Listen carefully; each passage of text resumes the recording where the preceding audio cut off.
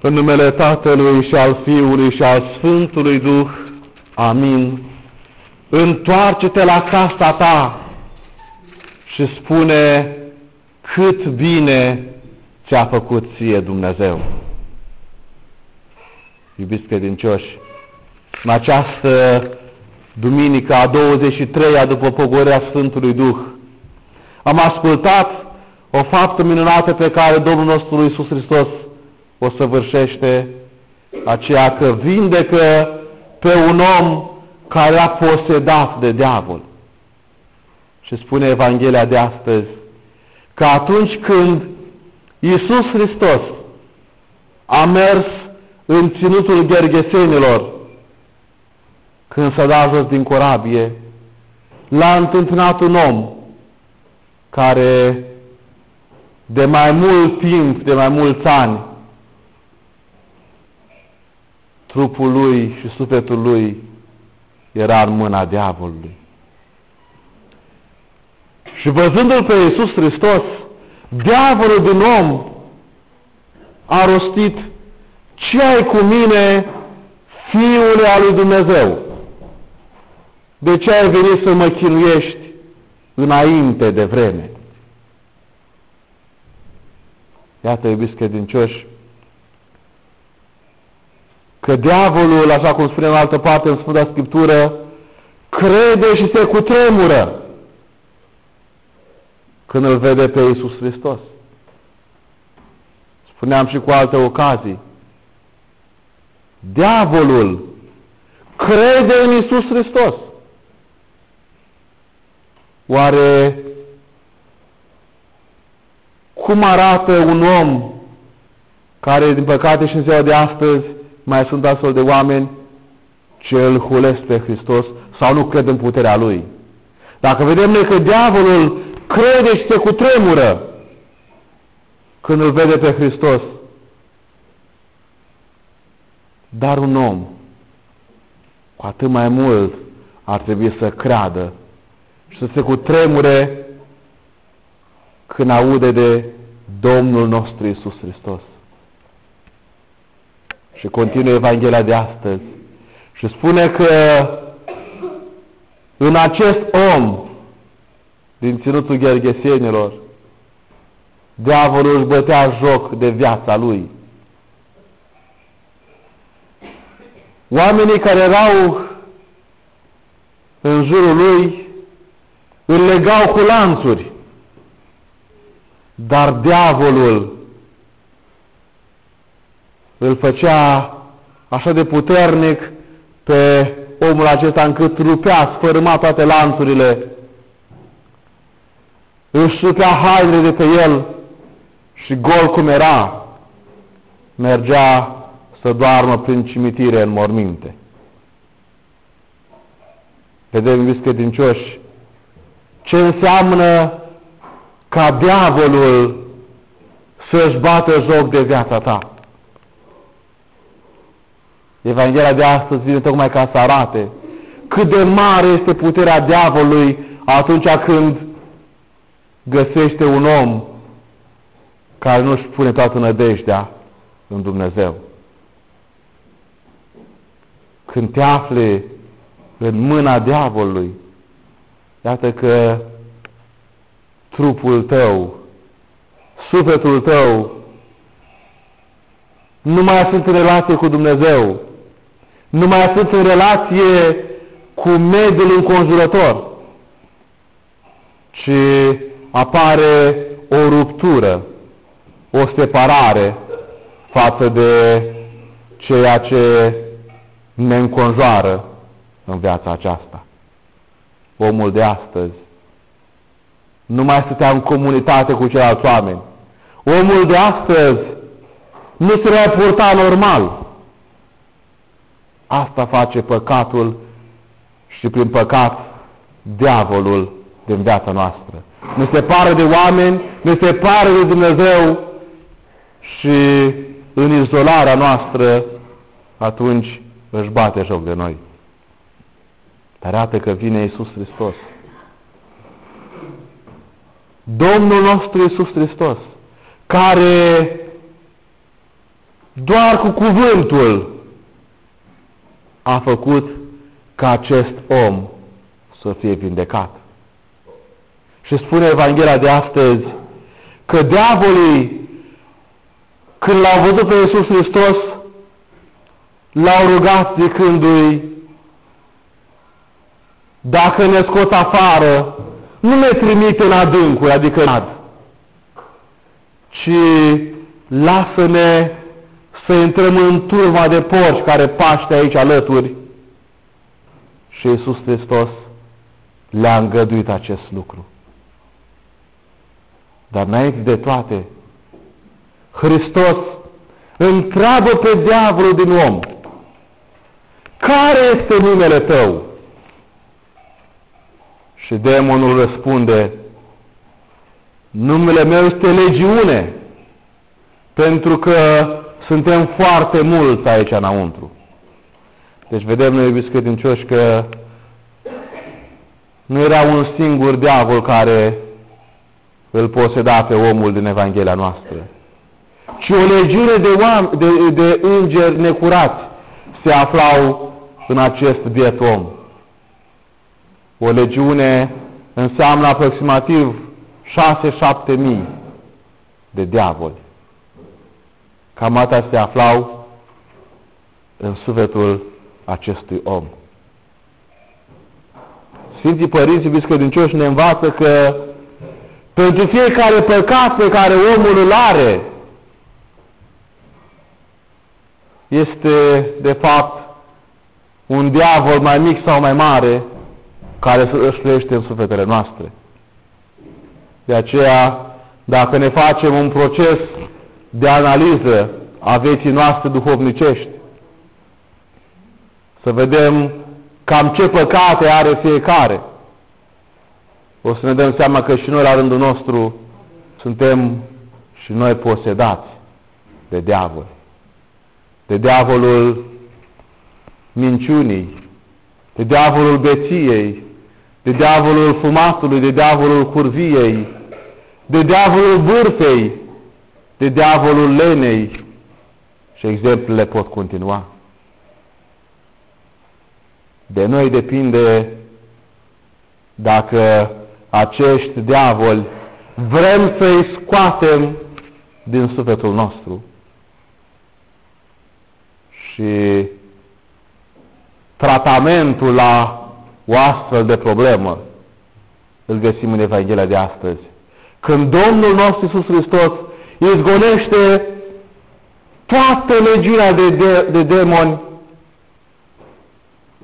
din trupul și din sufletul acestui om. Și iubiți credincioși, în momentul în care diavolii au ieșit din om și au intrat în turma de porci, animalele acestea au început să se poarte ca și cum ar fi turbate și au luat-o înspre mare, s-au aruncat acolo și întreaga turmă de porci s-a înnecat. Însă, omul nostru nu mai era tulburat de problemele diavolești, ci era acum întreg la minte și stătea în genunchi la picioarele lui Hristos, mulțumind lui Dumnezeu pentru ceea ce s-a întâmplat. Omul de astăzi, abia când au ieșit diavolii din el, abia atunci și-a dat seama în ce stare a fost până în momentul acela. Poate că mai mulți oameni și în zilele noastre ar trebui să vină mai des la spovedanie ca să alunge demonii din sufletele lor, ca să-și dea și ei seama cât de multe păcate au și ca apoi să slăvească și ei pe Dumnezeu, cum a făcut omul din Evanghelia de astăzi.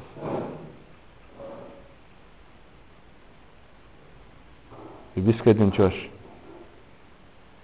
pericopa evanghelică de astăzi se încheie cu două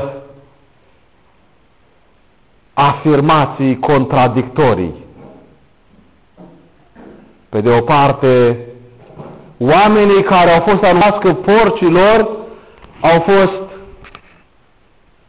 aruncați în mare, că au murit. Au venit la Iisus Hristos și au rostit poate cea mai tragică afirmație la adresa Domnului Iisus Hristos din Sfânta Scriptură. Doamne, te rugăm, pleacă de la noi. Ce poate fi mai dramatic pentru un om sau pentru o comunitate de oameni decât aceea să-L alunge pe Dumnezeu din viața lor, din mijlocul lor, din sufletele lor. Doamne, te rugăm, pleacă de la noi. O afirmație tragică pe care oamenii din Sfântul Gherghesenilor au afirmat-o, pentru că, spune Evanghelia de astăzi, frică mare i-a cuprins pe ei când au văzut că turma de porci este necată, iar omul pe care ei îl știau că este ca un sălbatic, acum stătea întreg la minte, îmbrăcat în haine și mulțumea lui Dumnezeu. În loc să vadă minunea că un semen de-a lor și-a revenit, au pus mai mult accent pe pierderea lor, o pierdere materială a turmei de porci. Poate ar fi cazul să ne întrebăm de ce Iisus Hristos a lăsat demonii să intre în turma de porci. Sfinții Părinți precizează faptul că în acea vreme oamenii nu aveau voie să crească porci și cu atât mai mult nu aveau voie să mănânce sau să consume carne de porc. Și vedem că oamenii din aceste ținuturi nu mai ascultau de această poruncă. Și atunci Iisus Hristos îngăduie ca diavolul să intre în porci, tocmai ca să atenționeze pe acești oameni că nu se află în rânduiala bisericească. Că și noi astăzi ar trebui să atragem mai multe semne de întrebare pentru cei care își pun prea mult nădejdea în lucrurile materiale. Atunci când grija prea multă pentru animale, pentru pământ, pentru gospodărie sau pentru alte lucruri te împiedică să mai vii la biserică sau te împiedică să te rogi și așa mai departe, atunci nu faci altceva decât te asemeni acestor ghergheseni care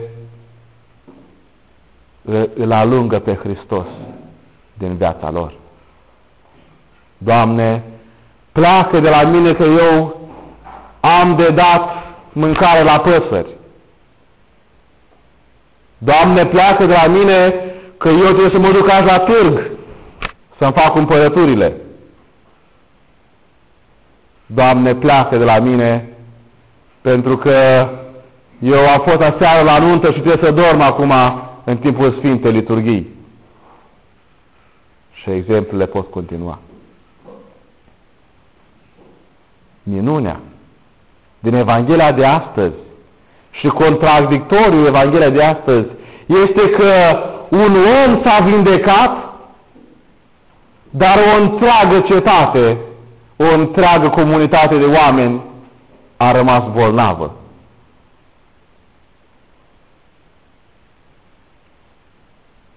Și cel vindecat l-a rugat pe Hristos ca să-l ia cu dânsul.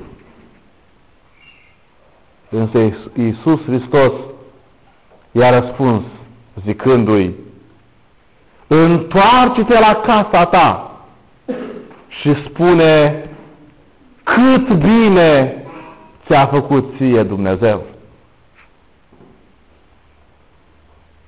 De aceea, iubiți credincioși, aceste cuvinte de la finalul Evangheliei de astăzi vin ca să ne îndemne și pe noi să ne întoarcem la casele noastre, dar nu oricum, ci spunând la toată lumea ce mult bine ne-a făcut nouă Dumnezeu.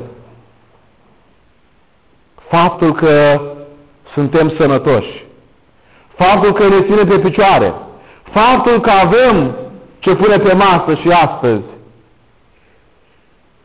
faptul că mai avem un serviciu sau mai avem o pensie, sunt binecuvântări ale lui Dumnezeu și ar trebui să spunem cât mai des în jurul nostru cât mult bine ne-a făcut nouă Dumnezeu.